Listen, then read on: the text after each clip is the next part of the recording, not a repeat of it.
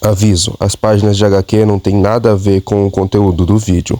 Foram baixadas diretamente da internet para ter algo que olhar na tela enquanto estou narrando a situação. Aproveitem o vídeo. A enorme maioria das pessoas não cresceu lendo pilhas e pilhas de HQs mensais nas bancas. Para entender quem é o Superman e os demais personagens, o público atual recorre principalmente aos vídeos de internet, canais de análise, resumos e filmes. Isso cria um fenômeno curioso e perigoso, onde as pessoas assistem esses criadores de conteúdo justamente para decodificar e pescar o que há de real nas revistas, absorvendo recorrentes interpretações e visões que muitas vezes moldam o que elas esperam de ver dos heróis nas telas. Interpretações essas que elas defendem com a vida, muitas vezes entrando em embates, confrontos e debates uns com os outros, brigando e lutando, fazendo com que muitos debates no nicho nerd terminem com desastres, sendo uma vergonha completa para toda a comunidade. Hoje me proponho a pôr o fim nesse dilema, dando sugestões e fazendo uma pequena reflexão sobre a origem dos personagens e como eles devem ser tratados. Sejam bem-vindos ao canal Torre da Liga.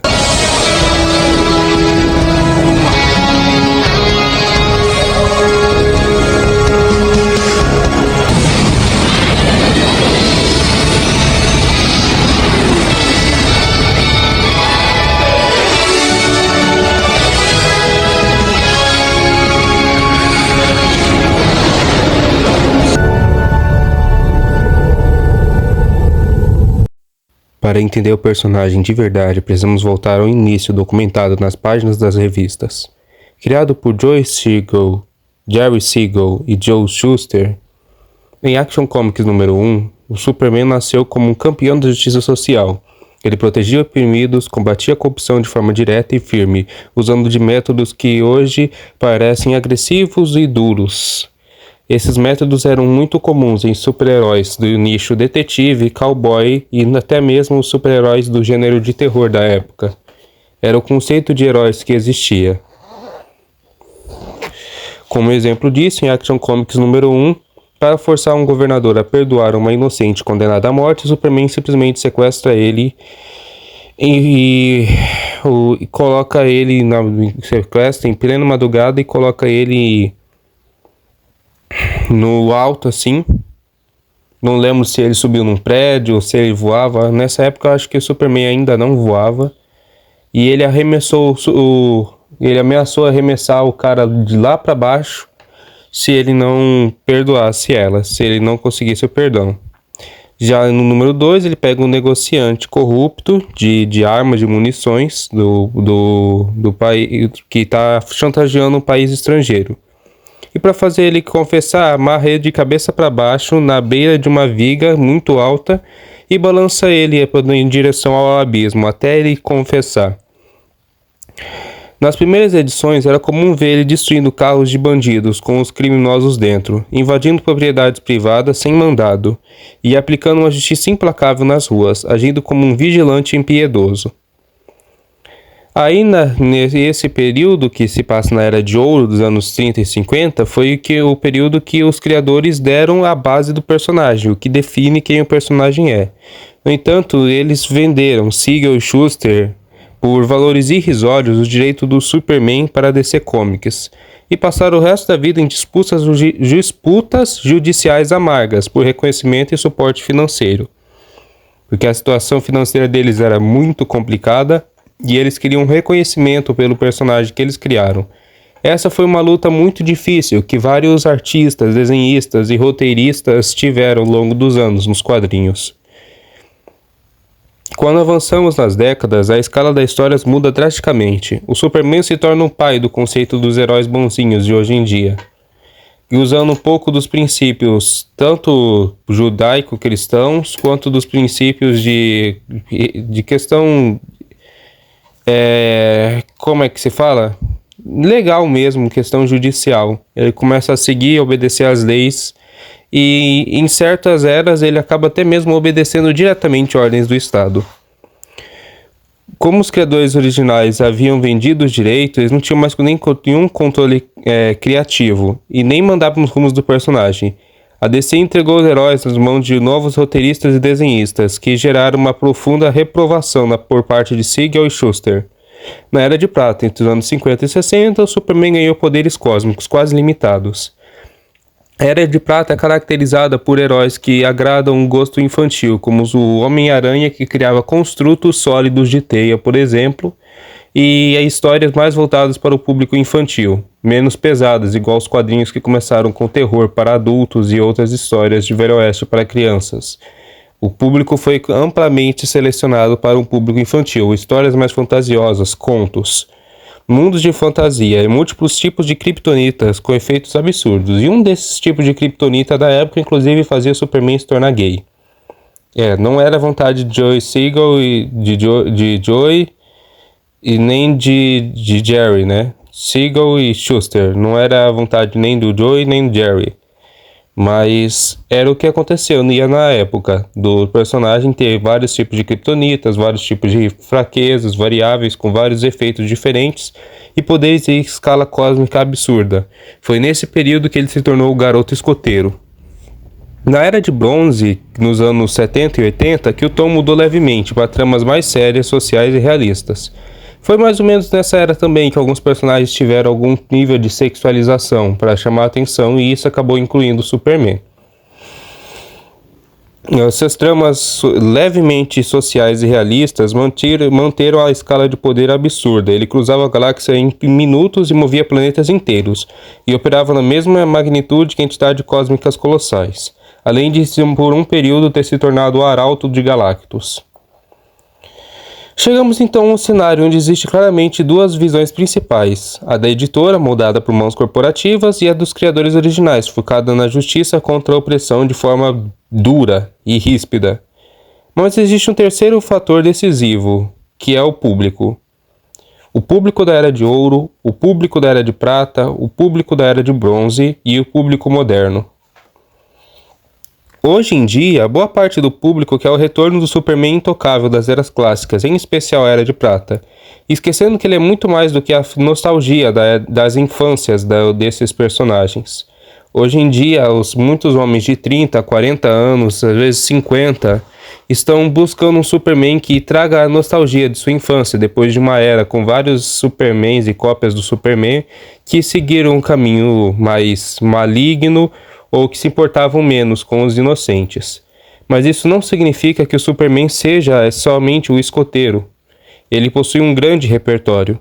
O que cabe a nós como espectadores e leitores é entender a verdadeira natureza da lenda. O Superman não é um personagem feito para você se identificar, apesar disso acontecer, mas sim para inspirar o que ele representa.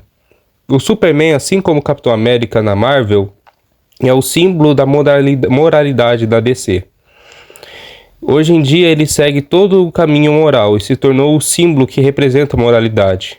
E apesar de não ser a vontade de Siegel e Shuster que o Superman tenha todo esse lado mais moral e siga as leis e que não lute contra a injustiça de forma ríspida, apesar de ter fugido de tudo isso, não fugiu da essência de representar o melhor da sociedade, que é o que Siegel e Shuster criaram para o personagem, mesmo que provavelmente eles não gostassem desse rumo que o personagem tomou. Não devemos dizer que os criadores de conteúdo que apresentam versões específicas do personagem estão errados. Para praticamente qualquer personagem clássico, existem eras principais que mudam tudo pelo avesso, cortando, colando e adicionando características do personagem. Então dizer que uma está certa em detrimento da outra é mais que um erro. E existem várias versões para todo mundo. Todo mundo está certo naquilo que consome, de certa forma, pois não podemos prender o personagem tão versátil a uma caixa vazia. Entretanto, vale a pena lembrar que devemos respeitar a origem do personagem e respeitar a vontade de seus criadores originais. A forma como o personagem toca e representa o público varia muito dependendo de quem o lê. Para homossexuais e negros, os X-Men são minorias oprimidas pela diferença. Para autistas, é sobre nascer com um RNA que o torna diferente, não necessariamente sendo uma minoria em números, mas sim em um grupo social que sofre algum tipo de repressão. O que torna isso diferente dos demais. Para os criadores originais, muitas vezes a premissa envolvia ideias mais polêmicas, com os X-Men sendo os mutantes, a raça superior oprimida pela raça inferior, tendo todo o conceito de biologia baseada no evolucionismo e na seleção de espécies superiores e inferiores, a seleção natural, aplicada a esse conceito. O que é errado é limitar o personagem, né, a essa caixa, né, e desrespeitar o criador que o criou. Já tivemos na HQ que o personagem foi mudado do avesso, de cabeça para baixo. E agora por que isso seria errado? Por que apresentar novas características e mudanças ao personagem seria errado? Se o personagem se tornou e se mostrou tão versátil ao longo desses anos, a ponto de não ver quase nenhuma crítica às outras eras do Superman. A Era de Ouro, a Era de Prata, todas são versões reconhecidas e adoradas do Superman. Há de se respeitar a vontade dos criadores e agradar o público ao mesmo tempo, e o resto é interpretação pessoal. A vontade principal dos criadores é justamente que o Superman seja um personagem que seja um símbolo do que é certo, e você deve se inspirar nisso. Seja ele um personagem seja o filho do Superman carregando o legado, tendo homossexualidade, por mais que para alguns isso seja imoral, seja o próprio Superman, um cara heterossexual normal, seguindo a sua vida como o grande escoteiro, ou seja ele que estilo a época de ouro, né? Como um personagem mais ríspido, que ameaçava criminosos e fazia justiça com as próprias mãos. Em qualquer era, em qualquer característica que o Superman e o seu legado passarem adiante, uma coisa tem que acontecer: inspiração. E não inspiração pelo quem o personagem é, ou pelos poderes que o personagem tem. Até porque o Superman só foi ganhar poderes tão absurdos de um deus a partir da Era de Prata. Ele já era extremamente poderoso, mas só cresceu a partir da Era de Prata. Mas se ele, mesmo ele com pouco poder, assim como na Era de Ouro, ainda assim, o Superman não é limitado ao seu poder. O Superman, ele é limitado ao que a gente se inspira dele. Existe uma guerra dentro das fileiras da cultura pop intelectualizada. Nerds e geeks disputam para ver quem sabe mais sobre o personagem. CDF ensina os demais que amadurecer é tratar o personagem como algo fútil. Tratar o personagem como algo momentâneo, um entretenimento que, se você não gostou do que foi feito com o personagem, é só não assistir. Os otakus ficam na deles, enquanto os nerdolas e os lacrolas disputam pelo controle da narrativa. Enquanto não resolvemos isso, ninguém terá paz para assistir coisa alguma. O objetivo desse vídeo é trazer a reflexão de que a gente luta contra todo e qualquer tipo de mudança. Existem mudanças que, de fato, como nerdola, eu devo acreditar que são ruins, como mudanças de etnia ou substituição de personagem. Mas existem mudanças como a criação de novos protagonistas, de minorias, ou a criação de personagens com nichos diferentes que muitas vezes a gente acaba não apoiando ao se apegar aos clássicos. E muitas vezes a gente se apega aos clássicos de forma a não deixar que eles evoluam. Então, como que a gente vai melhorar o entretenimento? Como que a gente vai mostrar e provar que existe um método diferente, além do método woke, para a inclusão? Como que a gente vai fazer tudo isso, sendo que a gente não está permitindo que isso aconteça? Como a gente vai exigir histórias de personagens novos se a gente não está aberto a ver as mudanças, as inovações do personagem e criticamos todas elas enquanto elas estão no papel? Há de se pensar em que nós estamos lutando. E é isso. Longa vida e até logo.